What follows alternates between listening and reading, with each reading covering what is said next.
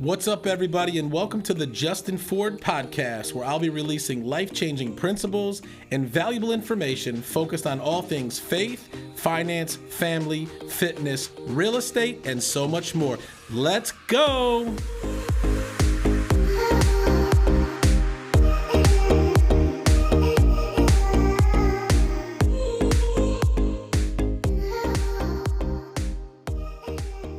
What's up, everybody, and welcome back to the Justin Ford Unleashed podcast. Super excited to be with you here again today. Hopefully you've been doing great since the last episode.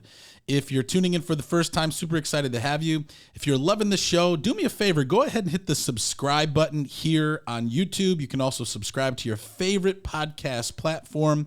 And if you're really loving the show, go ahead and leave us a 5-star review. We always love to hear your feedback. And if you haven't followed me yet on social media, you can at the official Justin Ford. Again, at the official Justin Ford. You can find me on Facebook, Instagram, LinkedIn, Twitter, TikTok, and also on YouTube. Got another great episode in store for you today. But before we get into that, I wanted to remind you that this episode is brought to you by my friends over at Next Door Lending. Next Door Lending is a team of professionals that believe everyone should be treated as if they lived next door. The founders and team members have more than 150 years of combined experience helping clients all over the country choose the best loan program to help you accomplish your goals.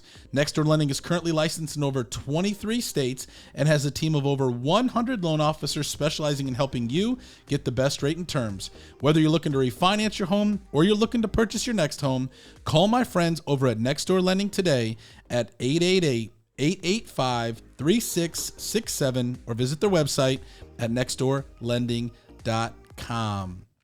Got another guest in the studio today. She's actually my favorite guest, and you're not even really a guest. She's my co-host for our Real, Raw, and Uncut segment. My beautiful wife, Joy Ford. Yes, I am. Welcome co-host. back. What is it? Twice a week we I haven't seen you since this morning. Good to see you again. I just want to make sure you can speak today. You're okay with your words? We're good? Yeah. Sometimes I get a little, I stumble over my words. It's okay. I know how to pick it back love up. it. I love when you stumble, especially if you're speaking somewhere. I just laugh inside and then we talk about it later. But it's real, raw, and uncut. I know. It's the best part. I don't have it all Never know together. what's going to come out. Right. You just never know. We don't even know what's going to come out today. We just show up and make it happen. Oh, we know what's coming up. No, absolutely. We and talk so about things. We plan. We strategize. Yeah, a few minutes before the show. No, last night we went to dinner. Hello. Oh, we did. I know. No, but you know, it's. I always go best off of not being scripted. You know, and even when I don't. Well, I know we're different, but even when I spoke the other day, I was speaking up in Saginaw to a group of 16 to 24-year-olds. I was asked to speak for Michigan Works. Michigan Works is an organization here in Michigan that helps, you know, people who are either unemployed, people who are considered, you know, troubled, you know, or, you know, whatever it may be. And they actually had me speak. This was the third time in the last 10 years. And Tyler was going with me. So my nephew, Tyler, and he's like, what are you going to speak about? I said, I don't know yet. And we're like in the car on the way there. But what's interesting is when I get a few minutes to think about what do I want to say, and I just kind of pull a few things together, he was laughing on the way out of because it was a 2-hour talk. It wasn't an hour. It was a 2-hour talk. Really? And he was laughing as we went into the parking lot. And he says, how did you do that? How do you just spit out stuff? How did you just speak for 2 hours? And he said it was so good. And here's what I say is like, when you have a message or when you have something to share, you just have to articulate it and share it. Like even when I've been asked to preach at a church, you know, some pastors, and I think it's great, will study for a month to share something at church. And I'm like, I'm usually best, even when I spoke at the Glover U retreat a few weeks ago, is within 48 hours of me speaking, and because it's I don't know, it's just kind of how I prepare. And so even preparing for these shows, it's like, what are we going to talk about? Because I want it to be relevant. I don't want it to be scripted. I want it to be powerful. And so, and happy 4th of July month. Yeah, it's coming. I mean, you know, we're in the month of July. It's already July. Summer, it's past 4th of July, but it's already. It's the month of July, and I feel like summer is flying by, and we're dealing with this like smoke in the air, and I'm like, where is the sun? I want to be at the pool, and this craziness is happening. Yeah, and we're actually heading to Montreal, which is pretty exciting. Ooh. And I had to double check. I'm like, hey guys, you guys okay over there at the fires? Are you really dealing with some smoke over there? Should we still come? Yeah. They're like, it's fine over here. Yeah, they're blowing it up in the news. It's not really as bad as they say it is. So I'm excited to go have a beaver tail. Yeah.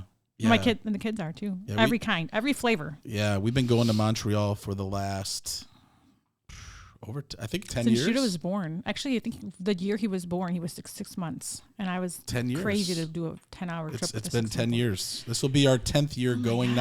We missed a few years. We haven't been there in 4 years. 2019 was when we were last there. Yeah. Because of COVID. Are you counting 19 then? No. So if you look at, if you go 20, 22, 20, yeah, and these are like our friends. Family friend. We love our Montreal family.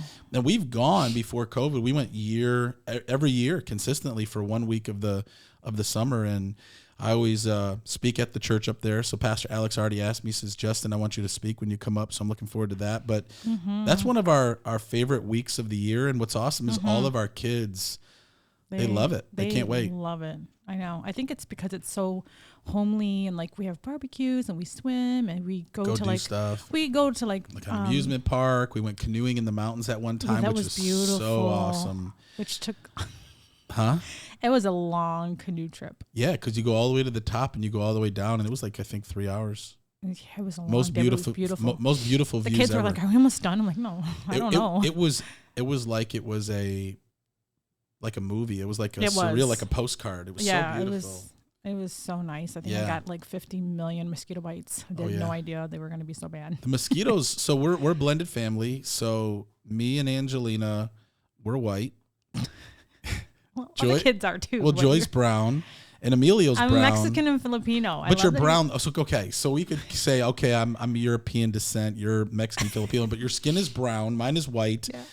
Emilio's is brown. Tiara's is gold. Judah and Tiara are golden. But me and Angelina's skin is white. But what's crazy is when we're always out there, the mosquitoes always attack the brown. And Emilio. They always attack the brown skin. We come out of there with like body full of mosquito bites, and they're like, we have none. I think they just like the spiciness that you guys bring. Yeah, I know. They like the caliente skin, the brown skin. Yeah. I don't know. Yeah, it's funny. But anyways, that's yeah. But and that's anywhere we go. They get the mosquito bites, we don't. So. And I can put all the mosquito spray. Like I can dip into a mosquito spray bucket, and like it makes it worse. I don't even know. They always get you. They do. That's why if I'm ever going to be in an area where I know there's mosquitoes, I always want Joy and Emilio around, because it's like they're like mosquito repellents. Go stay. They keep the mosquitoes away. It's funny. But on a serious note, we had the opportunity. It was pretty powerful. We were at the Glover U retreat a couple of weeks ago, and we got to hear Ed Mylett speak. And if you guys don't know who Ed Mylett is, he is a top entrepreneur. He's got a top podcast that you should definitely check out. And I've heard all of these great things about Ed. And he was announced in January, because our conferences that we do at Glover U, we have the summit in January, and then the retreat in the summer. And then at the summit in January, we announced Ed Mylett. And so we knew he was coming. And then what was funny was then Keller Williams announced Ed Mylett as their keynote speaker, and then EXP announced Ed Mylett as their keynote speaker. And I'm like, wow, I think the greatest form of flattery is copying somebody else or something, they say. Or they're just the speaker of the year. I don't know. No. So we were the first ones to actually really? book. I was we found out. Okay. Yeah. So anyways, regardless. So I was at the EXP conference back in May, and Ed Mylett was the speaker there. I remember. And I personally did not listen to him speak. He walked out? No. I just have a snack with me or something? No, you weren't there. You weren't at Shareholders in Orlando. Yes, because me and Amy hung out. Remember your back started acting up? Oh, wait. That's right. You flew down did you come with me, or you came separate? I don't remember. You flew down separate. That's what it was. Separate, yeah. But yeah, so you weren't at the conference. No, you only come to sit by the pool. You don't actually come to go to the conference. Now that I'm licensed. Well, Glover U, I sit Well, Glover U, you do, but EXP, she comes for the pool. That's it. EXP. So anyways, but I purposely didn't go into the conference to listen to him because I wanted it to be at the Glover U conference. Yeah, like a surprise. I wanted it to be like, I didn't want to hear it the second time. And so, I heard a bunch of great things and I heard all this feedback, but I was blown away by his message. I could not believe what I was listening to. I'm like, this is a fake story. This is crazy. Yeah. And he is who he is, and he went through all of that. Holy crap. Yeah.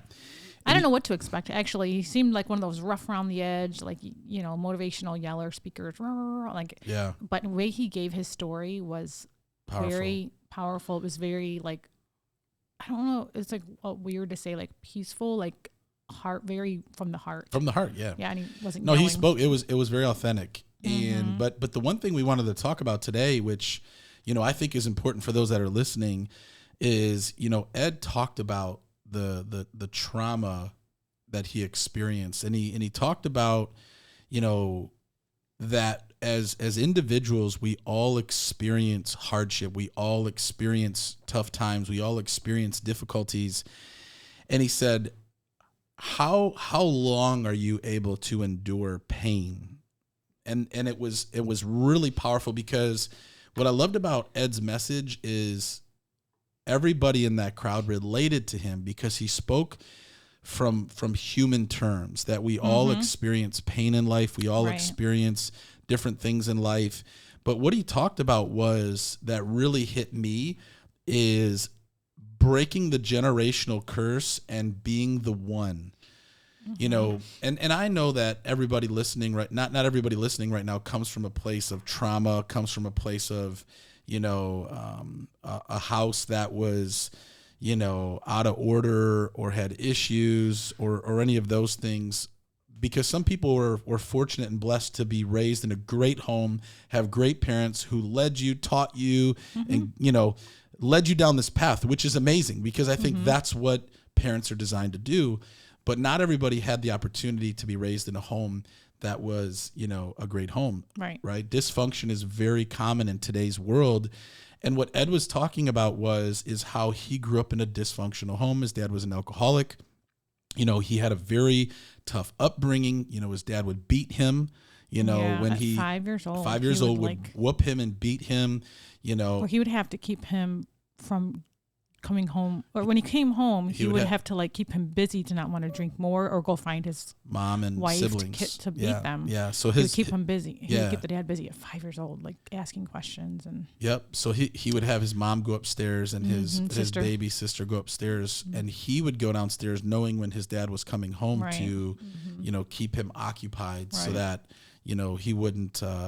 Beat his mom so oftentimes he'd get whooped, and he just said how he grew up and just experienced a lot of trauma growing up, had a lot of different things that took place in his life, and how that there came a moment in his life where he realized that he didn't have to continue down that path. He didn't have to continue the cycle of dysfunction or trauma or addiction in his life. And he had talked about how generational curses pass through generations. We don't a lot of times think this way, and you may have never even heard the word generational curse unless maybe you're a Christian, because we talk about that and the Bible talks about that. But understanding that there are things that travel through the lineage of people's families that gets carried down into generations, that Ed said, be the one who breaks that cycle. Be the one who all the trauma, all the pain, all the dysfunction stops with you. Right. And he said, in every family, there comes one that shows up and breaks that curse and stops the dysfunction and creates a new trajectory moving forward. Right. Yes. That hit me hard. It was huge. It was huge. And it hit me hard, and I began to cry. Oh, yeah, everybody was crying. But I began to cry because all the pain that I've gone through and all the hardship that I've gone through and all the struggle that I've gone through, I realized that it had to stop with me. Right. And if it stopped with me, then our kids, which I see Tiara, I see Judah, Angelina, Emilio, we've created a different path forward for them. Mm-hmm. What was, I mean, because I know you were crying too, and I know you had some feedback after you had heard that from me. Like, what did you feel like your takeaways were, what God was speaking to you about his message for us? I love when you ask a deep question. I wish I brought my notes for one, because Yeah, it's. I don't always remember everything. Like I literally laugh because, not to deter the question, but like years ago I got in a car accident. I hit my head and I blacked out, and I laughed because I'm like, Justin, I really think I have a bad short-term memory. He's like, no, you don't. You don't. So sometimes he'll ask a question and like minutes later I forget. I'm like, what did he just ask? And honestly, I don't think that's the case. I took a lot away from Ed. I took a lot away from Ed's being the one, but I feel like I'm the one. Yeah. And I think that there was, many people that were the one in my life to help me along the path. Yeah. Going through some marriage difficulties, and I had a mentor, Yep. Amy Rennie, who was the one for me. Right. She was the one that helped hold my hand through all of it, Yeah. through all the chaos. So I listened to him, and I looked at that as, who is the one in my life that helped me break those things. Right. So yeah, because there's people that come along the way because you can't do it alone. No. And Ed even referenced a lot of people that came along his path, but a lot of times when we're experiencing dysfunction, or we were raised in dysfunction, or we were raised in trauma, we have a choice. Mm-hmm. We can continue in that trauma, we can continue in that dysfunction, or if we have, and this is what he said, if you have just one more day, one more minute, one more opportunity, you can be the change. And being that the really spoke to me. one, when we say, like, when he said like being the one, I don't see it as one person, like physically. That's why I was thinking of, people that came into my life when we first got married and going through all the hardships, and who each one were the one that that came down into the one. Yeah. And I mean, it an definitely, umbrella of people. Yeah. Yeah. Mm-hmm. And I'm not that's what I got out of it. Sorry. Yeah. And I'm not ashamed to share it. And I share it when I speak. Like I have a counselor that I meet with every 2 weeks. And, I think when people hear someone meeting with a counselor, they automatically assume, well, they have problems or whatever. We all have problems, and we all have things, that we have going on. And what I find, with having my counselor is, this is a trained person that I can go to and I can share specific things with. And he has answers that can help me. And I remember, gosh, I was with him, not too long ago, and I was sharing specific things of my story and my journey as a kid. And he's like, Justin, like, he almost started crying, because when I was sharing my story with him, he's like, you've been through so much trauma and so much pain, that a lot of that stuff that you experienced has not been healed yet. Has not been dealt with yet, because when we're little kids and things happen to us, I was molested when I was 2 years old by a girl. She was my babysitter, and she had me fondle her. And, at 2 years old, like, you can't even comprehend what's taking place. But I remember it was like my first memory. Yeah. And when I shared that with him, he like almost started crying, and he's like, your innocence was like taken from you. And shared other things that happened along my journey. And he's like, Justin, you experienced trauma at such a young age, which then caused all these things in your adolescence and your teenage years, which, for those of you guys that know my story and you've heard this podcast, like, I was on drugs. I was an alcoholic. I was being arrested. I mean, I dropped out of school. I had so much trauma and dysfunction in my family. And then Jesus showed up. Yeah. And then I got saved, and God began to heal me in these areas. But what was interesting was there's still traces of trauma, because trauma just doesn't go away. Your experiences just don't go away. Yes, you can be healed and you can work through those things. But, even when I look at our marriage, different ways that I would show up, or how I would respond, or how I would react, or maybe I felt like you were rejecting me or neglecting me or whatever, it would cause things that were kind of buried, deep within to kind of show up. Yeah. And it's like, we all have different things, trauma, experiences, whatever, but we all have the choice to choose, what are we going to do with those? Are we going to pursue, like, if you struggle mentally, if you struggle with anger, if you struggle with this, that, or the other, are you just going to carry that? Right. Or are you going to do something about it? Yeah. Yeah. Are you going to look out for, like, reach out for help? Right. Yeah. And get help to clear it out. Learn how to handle it. Yeah. I agree. It's because it affects everybody. Because there's a lot of people even listening to the show Mm-hmm. that have trauma and have been through a lot and have experienced hard times. And, you know, a lot of times that trauma and those experiences, if gone what's the word I'm looking for? Undealt with, untreated, get passed on.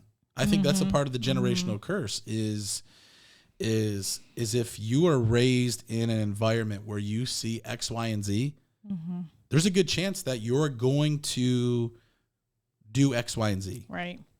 Yeah. If you were parented a certain way and you were angry and abusive, or if your parents were angry and abusive to you, there is a good chance that you're going to parent the same way. Yeah. If you saw dysfunction in your home, we're taught or what we see. Right. Same thing for our kids. They only see and learn from from us. Yeah. We're the examples. Yep. But we have a choice on how do we want to continue cycles? Do we want to continue the curse, or do we want to break it? Yeah, I broke the cycle of not having white bread in our family. When we first got married, all I knew was white bread and white rice and pork chops. Like my mom, she cooked it all the time. I love my mom. I loved everything. Like, hey, it was good. It was dinner for us. It was good. But like when we got married, I was like, I'm not cooking white rice, and we're not having. Well, I have white rice once in a while, but for like a Filipino dish. But like white bread, like Wonder Bread, we'd go to the Wonder Bread shop every week. My mom would get the sweets and the white bread, like that one where like you start chewing for lunch and it gets stuck in the roof of your mouth. That was my lunch. We're talking about breaking generational curses and cycles, and Joy goes, white bread. I broke the generation of buying white bread in my house when I got married. I'm like, I'm stopping that. We're going to have oat milk and almond milk. And it was hard for the older kids when we changed from like 2% milk to oat milk and almond milk. They were mad. They're like, we're not having no cereal. We're not having no this with this kind of milk. I guess there's a lot of different cycles you can break. Yeah, that's a big one. Oh man, that's funny. I just had to lighten up the story. No, that's good. Serious. No, I mean, really, even healthy eating, like breaking the cycle of what you were grown to have growing up, what you had growing up. Like you probably had great. I mean, your mom's a great. Yeah. She makes all these great meatloaves, and man, she makes all kinds of good stuff. Sometimes that's some of my kids over there. I'm like, go have grandma's food. Ask her to make that dish. Yeah, no. Bring some home. That's funny. But there are some good cycles that you brought. Like I love Mexican food. Yeah, but I don't cook it as much as you want. I love Filipino food. Mm-hmm. You make a lot of good stuff. Yeah, I taught Angelina how to make like adobo. She knows how to make pancit and adobo, and like those two dishes. Yeah. Those are like the go-to dishes. Those are go-to. Mm-hmm. But yes, breaking different cycles. Breaking cycles and breaking curses. And I remember when I used to post about, breaking the generational curses, my dad used to get offended. And when I would post something, he would say, son, why you talking about breaking generational curses and, and he would take it personal. Yeah. Like he would take it personal. And, we were at his house a couple of weeks ago because we celebrated Father's Day the next week because we were out of town at the Glover U event. And my dad, and this was after Ed Mylett. So now I'm like realizing my role in our lineage of me changing the trajectory of where things go. And my dad in the kitchen, he said, son, I'm so proud of you. He says, you're the one.